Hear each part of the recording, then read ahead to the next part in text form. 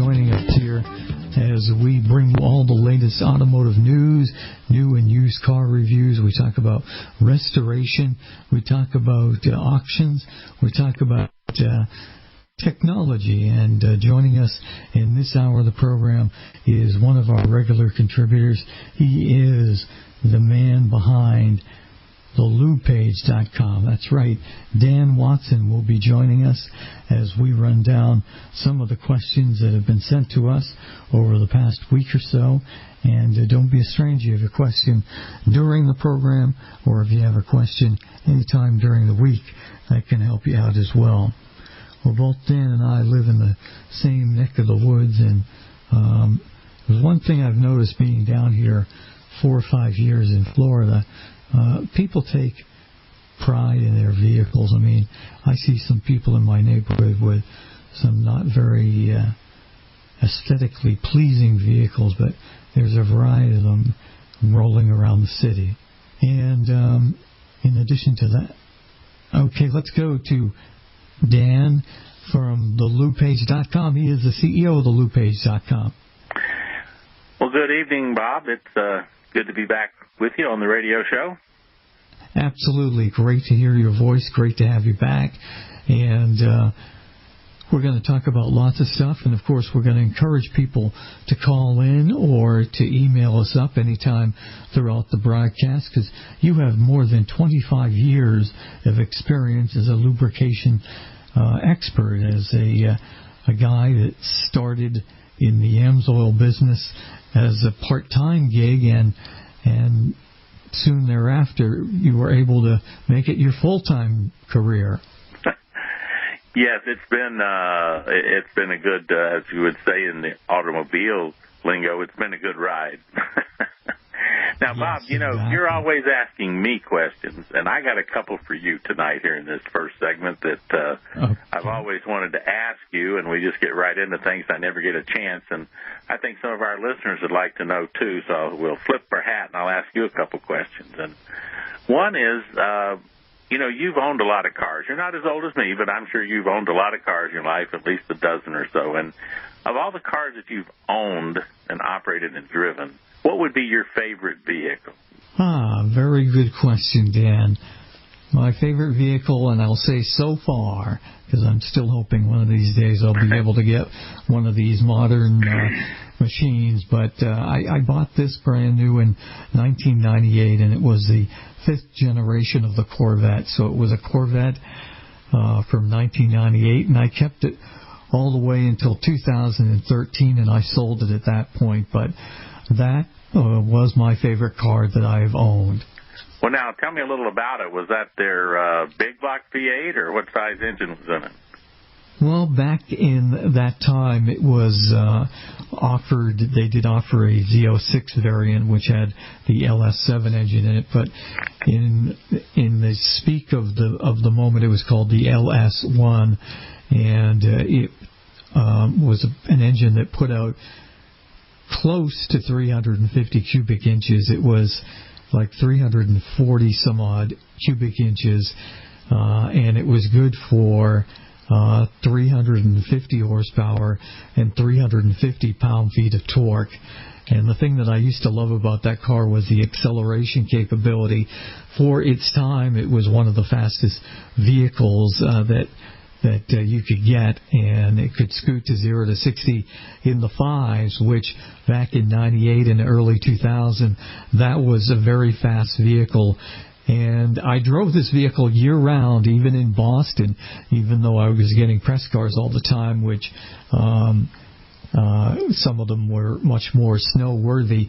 I can attest to the fact that if you equip your Corvette with, I would say, especially the 5th generation, the 6th generation, and the 7th generation of the Corvette, which is the current one that's out there now, if you put proper snow tires on the vehicle, despite the fact that it is rear-wheel drive, and despite the fact that it's putting a decent amount of horsepower down, it is a vehicle that can be driven in the snow. And I remember fondly once driving on Route 9, which is a highway that goes from Worcester to Boston, it's kind of a 2-lane, both ways, divided highway, not a modern superhighway like the Massachusetts Turnpike. But I remember one ice and snowstorm in which I was passing some Jeep Cherokees, and the folks were looking at me like I was absolutely, totally crazy, but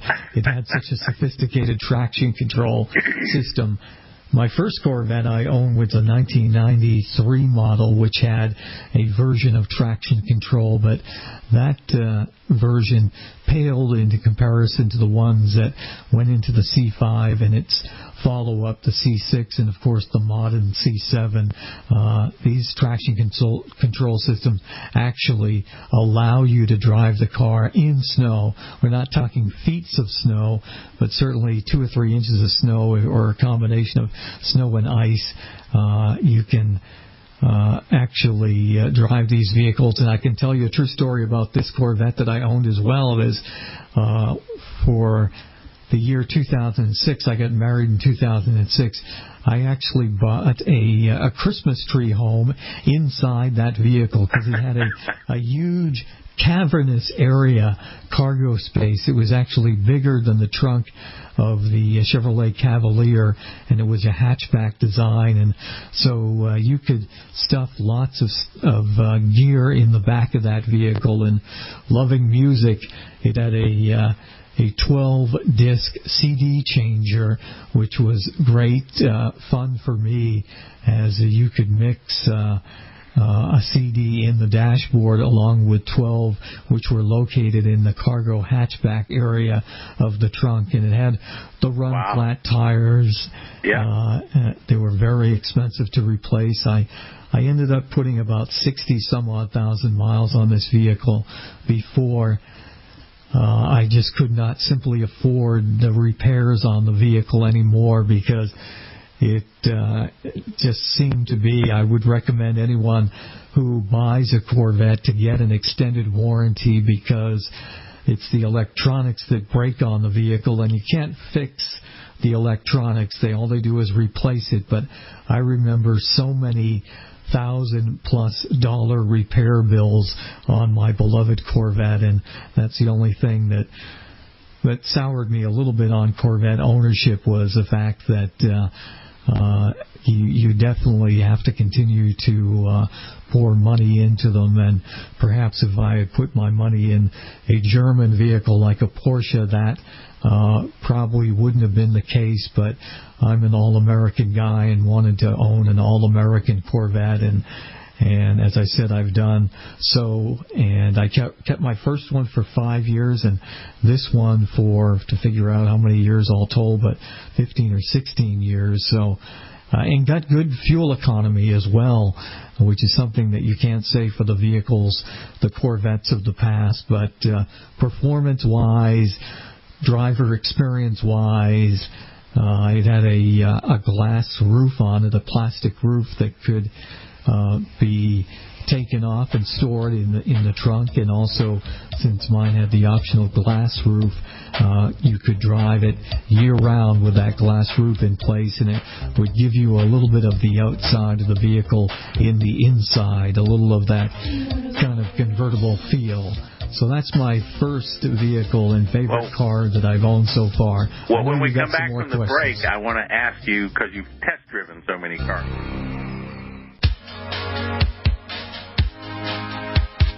Broadcasting from the middle of Corvette Boulevard and Stingray Avenue, this is Auto World with your host, Bob Long. Welcome back, everybody. Dan Watson, CEO of the Lube Page, is with us, and he's turning the tables on me and asking me some questions. We're having a little bit of fun, and we will get into all of your oil questions and lubrication questions upcoming. But this is fun, Dan. Keep them coming.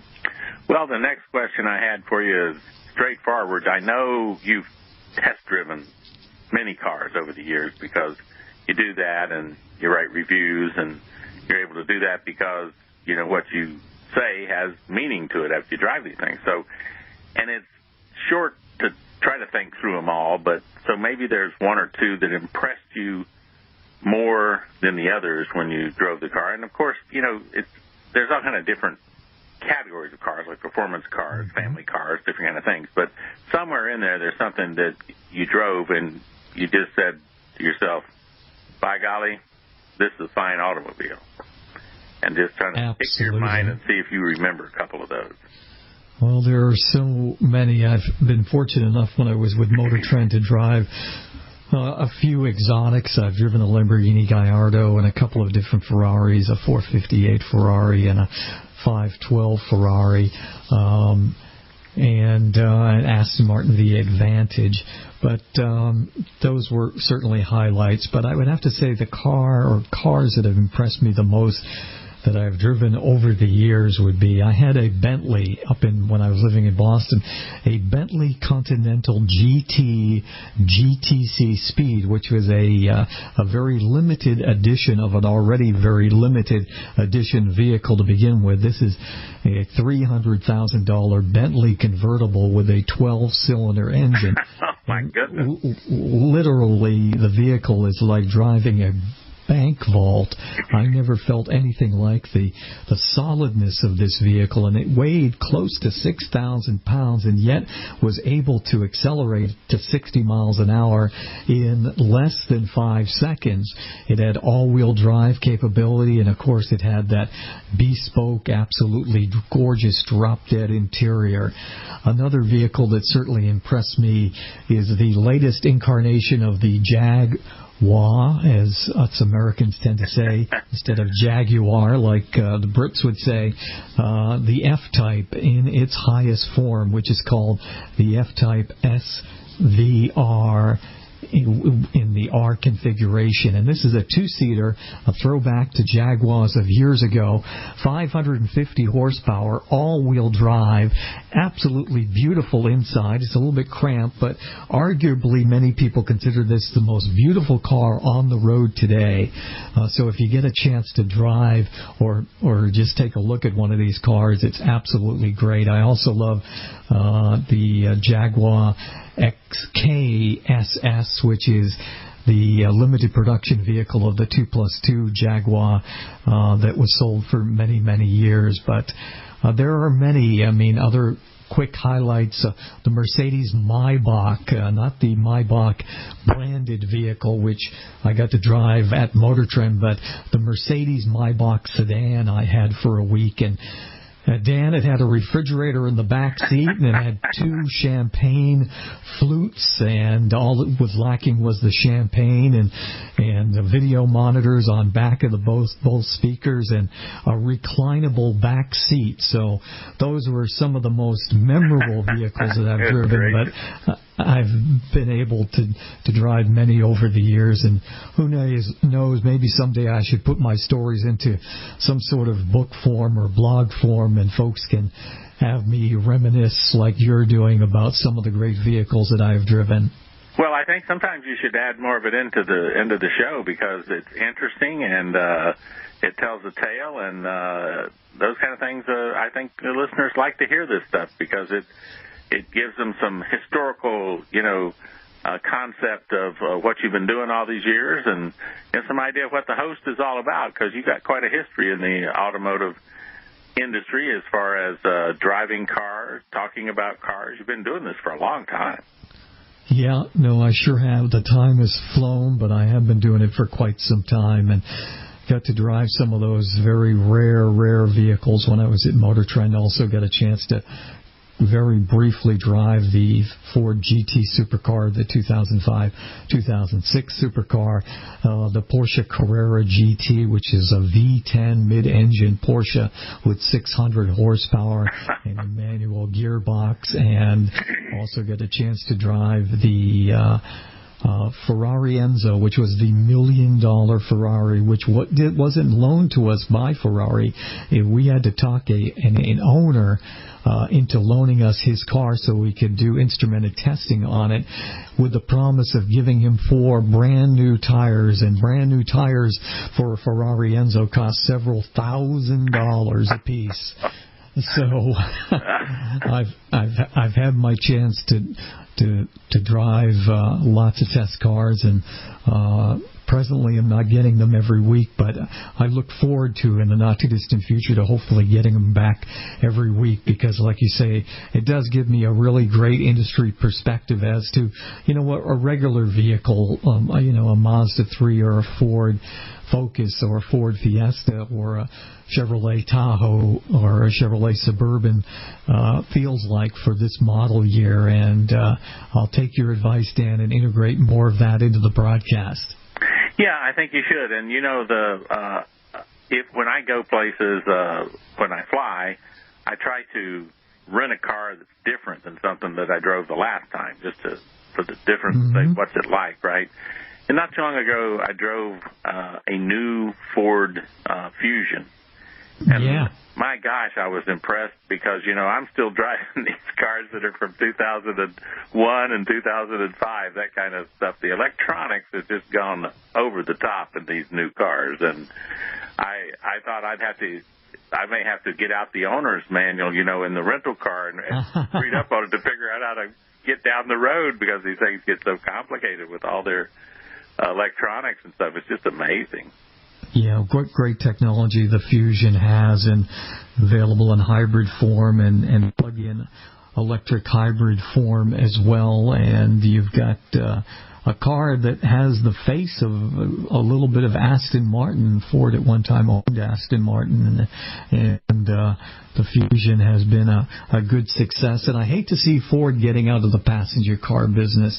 They're going to continue, of course, to make the Mustang, but what they're doing supposedly in the not-too-distant future, they're going to discontinue all traditional cars. The only car you'll be able to buy from Ford is the Mustang, and they're going to focus on SUVs and crossovers and trucks. And growing up in a Ford family, that really pains me. I have a problem with that, Dan.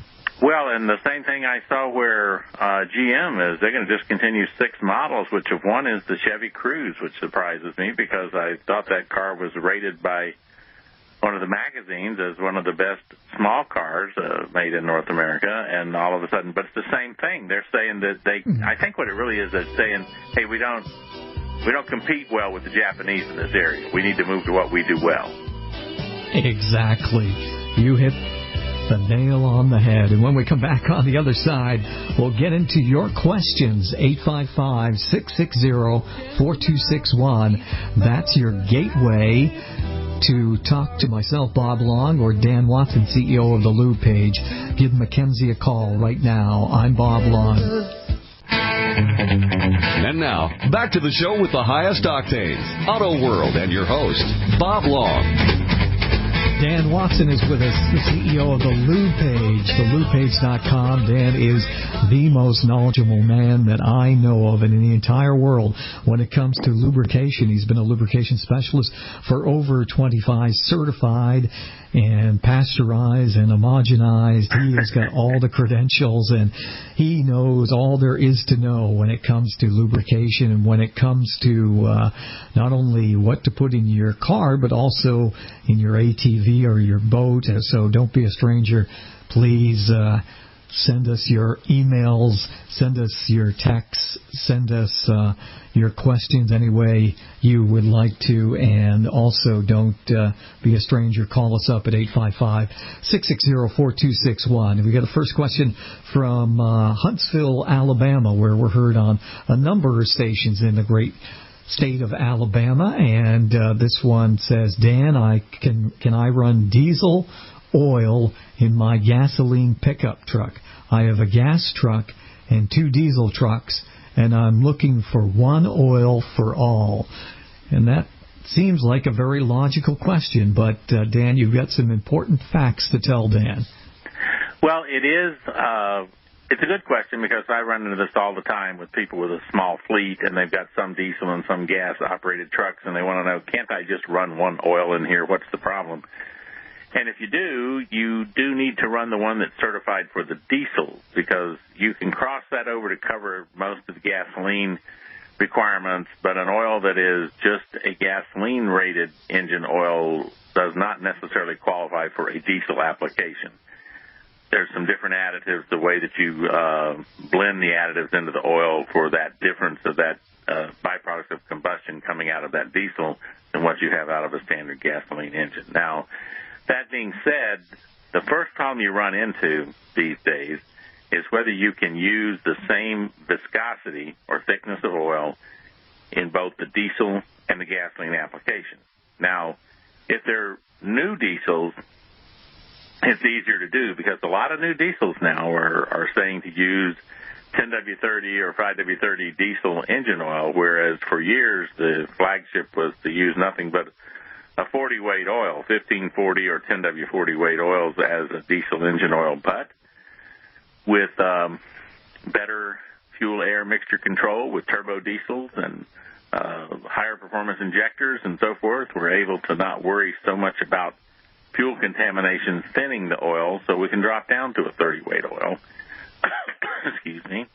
And when doing that, what you have to look for is that the diesel oil carries the necessary API rating for gasoline for your gasoline engines. For example, right now the current API classification is SN, as in Sam and November, SN, and the current diesel classification is CK4.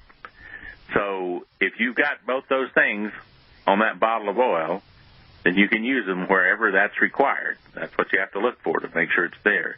That oil would satisfy the gasoline SN, and it would also satisfy the diesel CK4. So you want to look for those on the information that's listed on the bottle and make sure they're there. And then after that, you're trying to find a compromise of where you can operate with thickness of oil. You might have a gasoline truck that says that you got to run 5W20. You can actually run 5W30 in that truck without any difficulty, unless there are some times you couldn't, but most of the time you can. So you might be able to run a 5W30 heavy-duty diesel oil that also qualifies as an SN gasoline engine oil, and away you go. But again, I'll say this before we drop from this question. Most oils that are strictly rated gasoline won't qualify to go into a diesel application. So you just got to be careful of that. Very good advice. Our telephone number is 855-660-4261. I know a couple of people have called in and given some questions to Mackenzie, and we'll get to those. But we'd love to talk to you live and in person. Don't worry about talking to either myself or Dan. We're going to help you out. So take advantage of this wonderful opportunity. 855-660-4261. Monty wrote us from Lakeland, Florida. And he has a bass boat with a 150 Evinrude outboard motor. This motor comes with the ability to use petroleum, but has a switch to use synthetic. Synthetic is recommended. Will I hurt the engine by using petroleum? Another great question.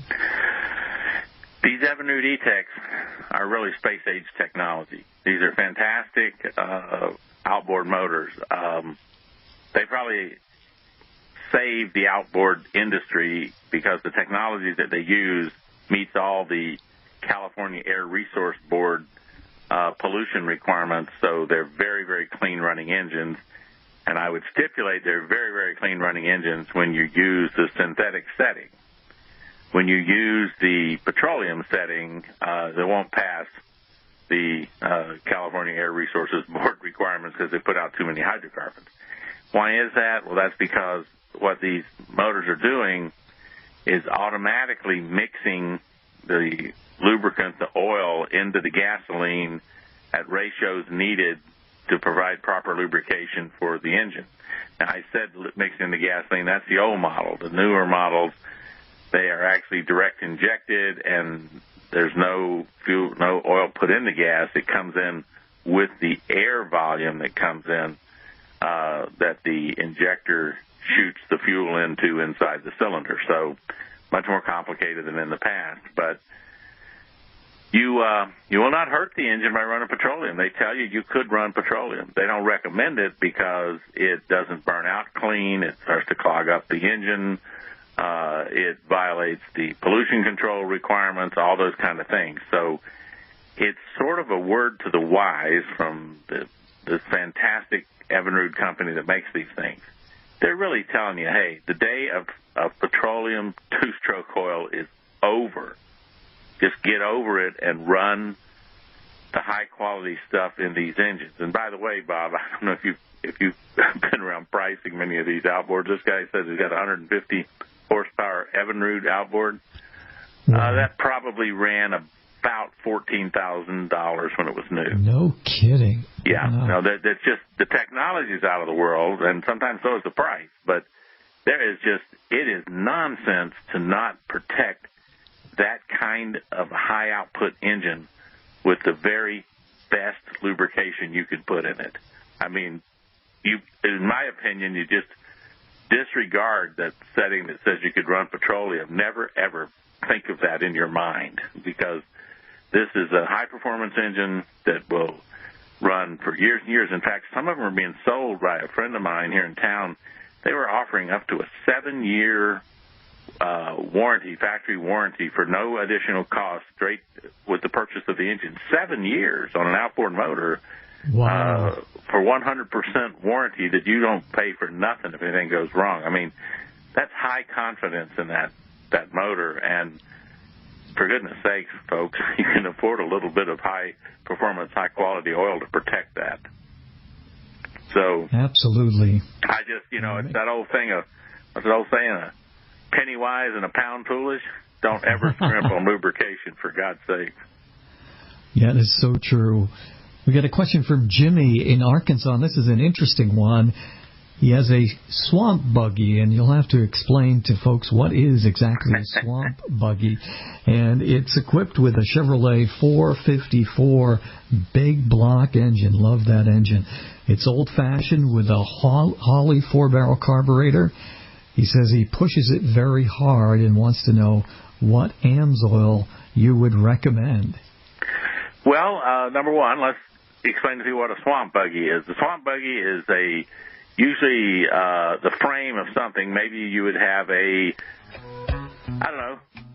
Ford pickup truck. Well, they got the music coming in. We'll explain this in detail when we come back from the break. Yeah, when we come back, 855-660-4261. Hey, it's Billy F. Gibbons from ZZ Top, and you're listening right here to Auto World. Welcome back, everybody. Thanks for being here. I'm Bob Long, along with Dan Watson, CEO of thelubepage.com, and we're answering a question from Jimmy in Arkansas, who's got a swamp buggy. And before the hard network break, Dan was beginning to tell us all what a swamp buggy is, and then we can get into the nuances of the question. Well, these are, in a sense, homemade vehicles. Sometimes you'll find somebody who will manufacture them for people, but what they are is we call it a buggy because it's on some type of a frame, which is like an automotive frame. Could have come from, in the old days anyway, you'd build them from a truck frame, any truck frame, just so as you had a solid frame. And then you start putting all the things in the engine, the transmission, the differential, these things. But what this thing has is tires sometimes that might be 4 or 5 foot high, or it could be the big balloon tires, which are about maybe 4 foot high and about 18 inches wide. And these things have heavy mud grip tread on them. And the idea is this buggy goes through, literally, it's called a swamp buggy for a reason. You're out in the Everglades or in the bayou country, and you're going through real swamp area. Now, in Arkansas, you'd find that closer to the rivers and in the swamp areas around there.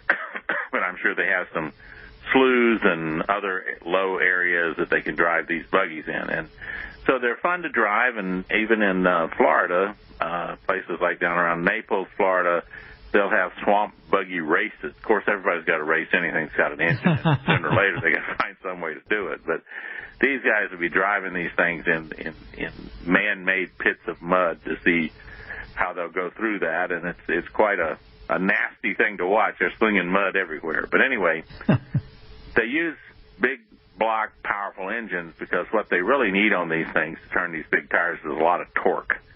And so, as you know, Bob, big block engines develop better low-end torque. Smaller cubic inch engine, you have to get your horsepower and your RPM up. You have to have the RPM up maybe to 3,500, 4,000 RPM to start developing really good torque.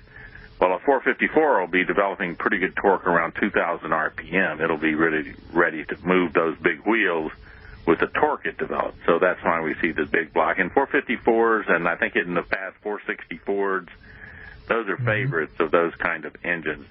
Smaller swamp buggy might have a 350 Chevy or a 350 Cleveland, those types of engines available. But when you look at this one, you can tell that it's designed for power carburetor and Holly of all things. So this thing has probably got plenty of power. When you open those two back barrels and flood it full of fuel, I imagine it will really push out some power. Now, you're talking about the oil for it, and even though it's a big block and it's got a lot of power, we have to remember it's a Chevrolet engine, and they pretty much are set on 30-weight oils for Chevys. Under some circumstances with this, depending upon if it had extra power, like some type of blower on it or something, you might go up in thickness of oil to a 40 or 50. But for this, if it's a standard 454, I'm going to say that there's a terrific match with the AMSOIL 10W30 Signature Series would be all the protection that the engine would need, unless it's had some other things done to it, which Jimmy would have to get in touch with me through the lube page, because if he's done some other things, then it might move it up to a 40 or 50 weight. But if it's all stock, it's a 30-weight engine. That's what Chevy made it for, and so a 10W30 in our premium synthetic would be the perfect match for that big block engine. Great advice. And again, for Jimmy and all of our listeners as well, Dan, why don't you give out your telephone number and your website and your email as well? Well, my telephone number is just 800-370-2986. And the website is thelubepage.com. And, of course, my email corresponds to that is danwatson@thelubepage.com. It's that simple.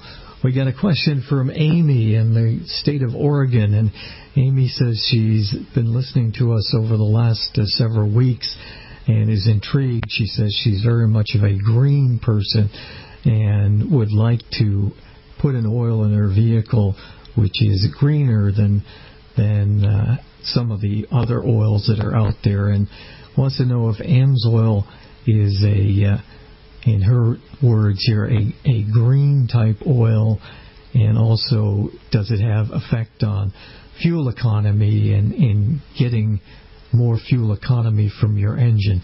That's kind of a vague question, but an interesting one. It's good to know. Here's the thing that you got to look at with AMSOIL. AMSOIL is a 1 year, our Signature Series is a 1 year or 25,000 mile oil. Let's say you're high mileage and you drive those 25,000 miles. Well, if you were using the standard industry 3,000 mile oil changes, that would be 8 oil changes. So you would have 40 quarts of waste oil created that year by doing normal petroleum oil changes. Or you could have 5 quarts of AMSOIL as so-called waste oil. Now, looking at what we do in the environment and how we treat waste oil and whatever we do with it, having 5 quarts of waste instead of 40 quarts of waste is a pretty green option. In other words, we're reducing the amount of this product that will go through in order to lubricate the engine.